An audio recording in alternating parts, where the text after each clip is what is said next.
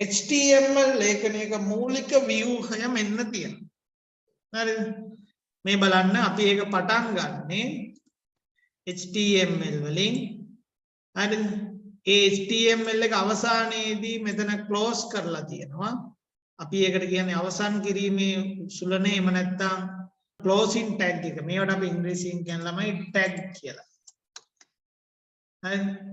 මෙයා starting tag එක, මෙයා closing tag එක. හරි?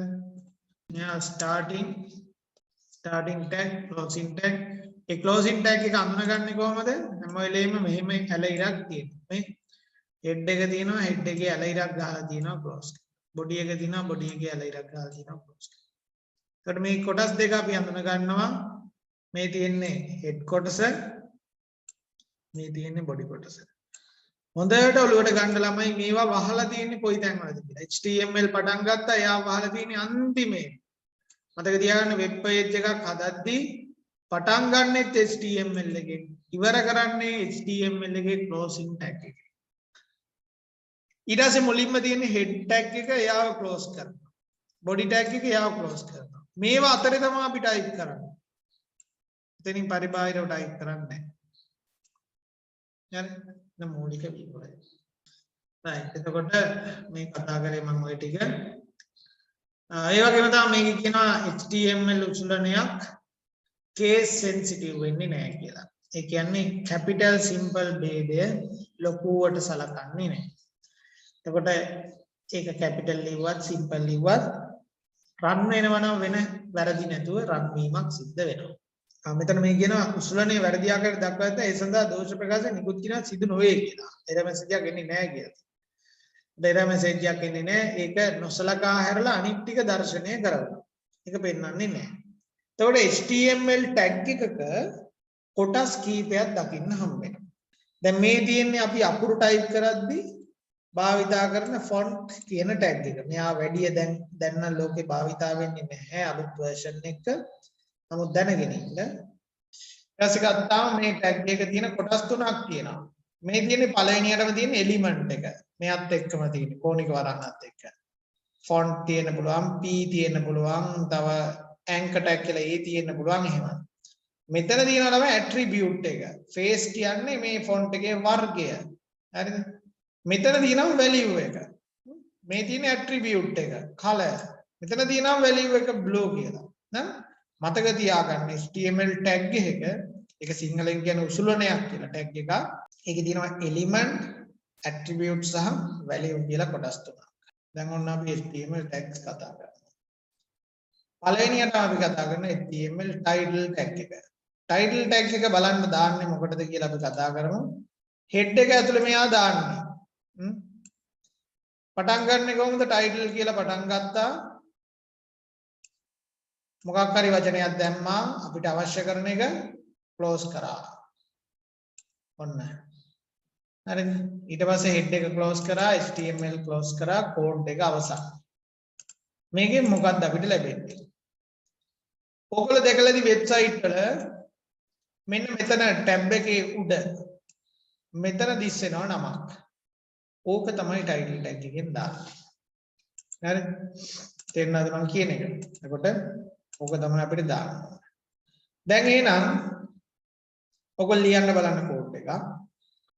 මෙතෙන්ද ශ්‍රී ලංකා වෙනුවට අපි හිතමුකෝ my web page කියලා නමක් එන්න ඕන. මෙතන ශ්‍රී ලංකා වෙනුවට එන්න ඕන my web page කියන නම.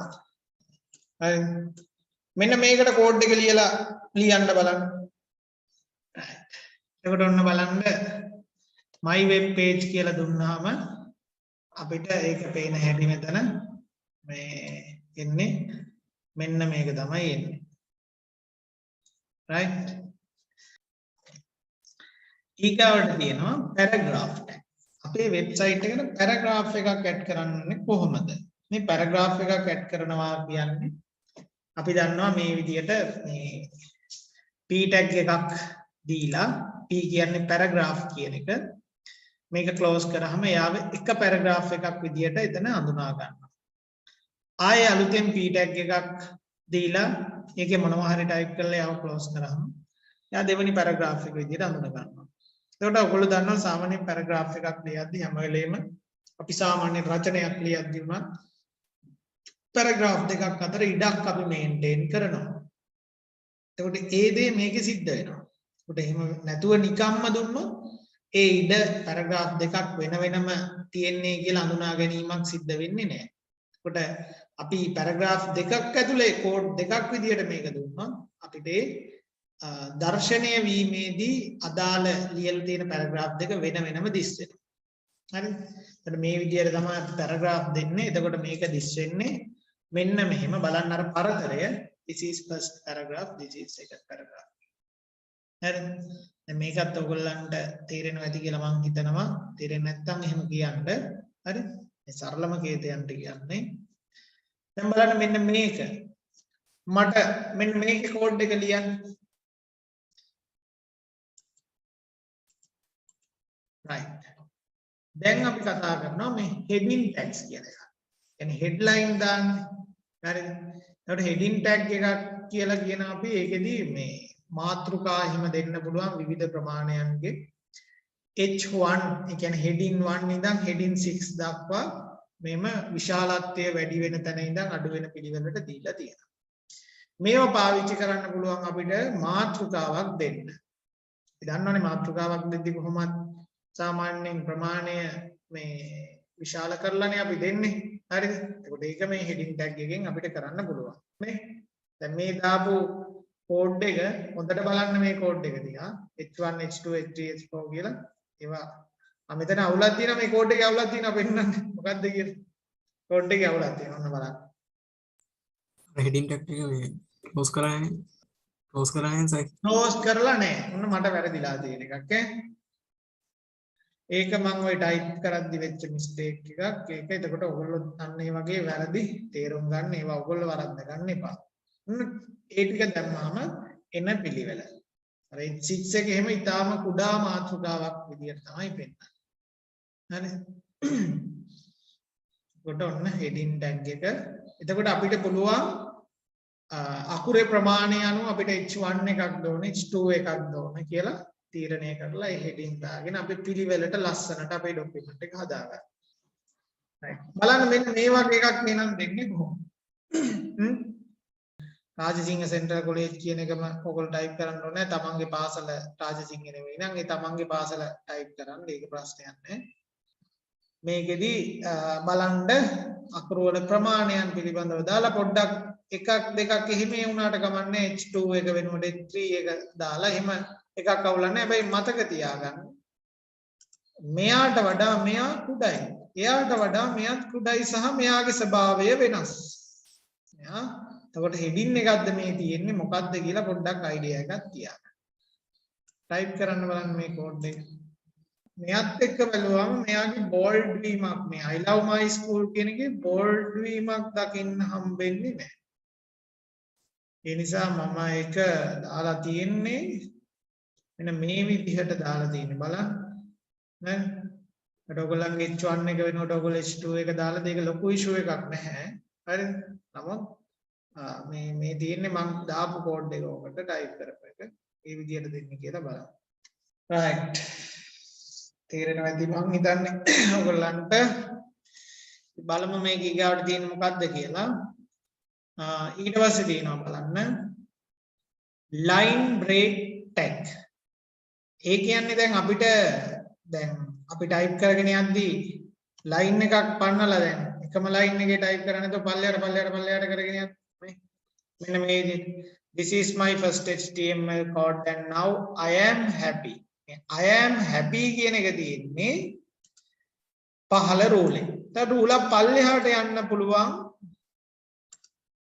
එකම p එක ඇතුලේ එකම p. p දෙකක් දැම්මොත් පැරග්‍රාෆ් දෙකකට කොහොමද පල්ලෙහාට යනවා. එතකොට රූලක් නෙමෙයි ඊට වඩා චුට්ටක් වැඩිපුර පල්ලෙහාට යනවා. හරිද? එතකොට මෙතන තියෙනවා බලන්න එකම p එක තියෙන්නේ මේ p එක මෙතනින් පටන් අරන් මෙතනින් අවසන් වෙනවා. හැබැයි I am happy කියන එක නා වෙන් කරලා තියෙනවා මෙතන. br කියන tag එක අපි මේකට කියන්නේ line break tag කියලා. line break tag. ඒකට බලන්න ළමයි මේකෙන් අපිට පුළුවන් ওই විදිහට line කඩලා ඕන තරම් ලියන්න. මෙන්න මේක ලියන්න දෙනම් බලමු. මේක දැන් මෙතන බලන්න line දෙකක් ගිහිල්ලා තියෙනවා නේ ස්පේස් එක. එතකොට BR දෙකක් අපිට දාන්න ඕන මේ තැනට. මේ BR tag එක අනිත් එක කොලේ ගානේ බලන්න ඔයගොල්ලෝ note එක නැත්තම් මේව කරගන්න මේ BR එක තනි tag එකක් ඈ. තනි එක්කෙනෙක්. එකයි දාන්නේ open close කියලා tag දෙකක් නෑ. එක tag එකයි. සර් යාර BR tag එකට පිටවසන් ස්ලෑෂ් එකක් එනවා. ස්ලෑෂ් එකක් තියෙන එක මේ දැන් නම් සමහරට මේ පුතා දැන් අලුත් මේ HTML5 version එකේදී මේ tag එක අයින් වෙලා ගිහිල්ලා තියෙනවා. හරි. ඒකින්ද ඒක ලොකු issue එකක් නෑ. හරිනේ. බලන්න මෙන්න මේක මේ තියෙන කෝඩ් එක. හරි.